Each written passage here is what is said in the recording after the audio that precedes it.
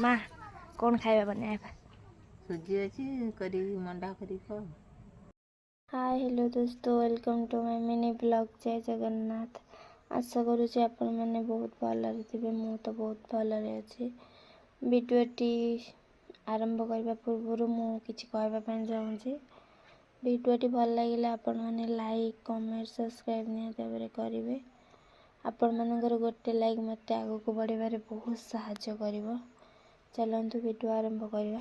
माँ तो कहीदेला जे सुजी अच्छी मंडा बन कि खाओ, जेहेतु सन्ध्या भोक तो मत लगे बहुत जोर से, तो बाहर जिनस कि खाଇବା आम संभव नुहे, से सुजी मंडा करी। चलतु देखा केमती मु सुजी मंडा बनाऊँ आपण मान सहित सर्ट वीडियो टे सेयार करदेवी।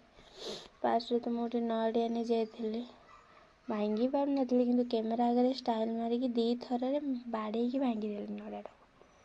तापर माँ को दे आसली, माँ तार नड़िया कला। मु चुली रे कड़े बसैकी कड़े हिट हवा पर मुझे सुजी पकई हाफ केजी सुजी नहीं, ता सहित अध किनी चीनी नहीं। आपण मैंने चाहिए मीठा कम आ बेसी करें।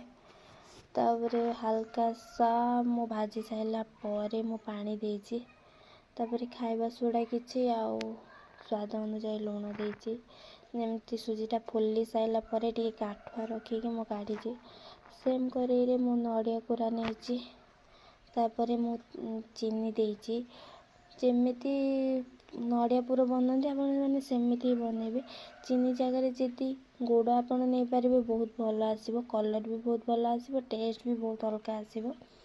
जेहेतु मो पाखे गुड़ नाला मु चीनी नहीं, तो आपण मैंने चाहिए गुड़ नेले बहुत भल हम। जमीती पूरा बनाती नड़िया पूरा मुझे बनई काढ़ीदेली।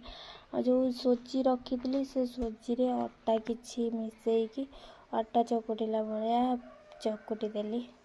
गोटे कथा ध्यान देकी मन रखिए जे सुजीटा गरम नुहे, ठंडा है पर जाकि अटा मिसेकी चकटिबे। गरम रही चकटिबा भल हेनी, आ स्मूथ भी भल हेनी। ठंडा है पर ही आपण मैंने चकटिबे। तापर जमती अटा चकुटाटी चकुटी सारा पर जो पूर रखी थी, जमती मंडा पिठा बनाती सेमती मो मझे पूर देकी पिठा बनई। बास मंडा पिठा टी मोटा रुहे, सुजी मंडा टी पतला रही भल यार। तापर मु कड़े किसी तेल नहीं, तेल हिट पूरा हिट करके मुझे आपण माने बेसी हिट न हो तेल जाकि पिठा छाड़बे, ना पिठा पोड़ीज। मोर भी ये गोटे भारी पोड़ी जाइए, जेहेतु चुली रे करुच्ची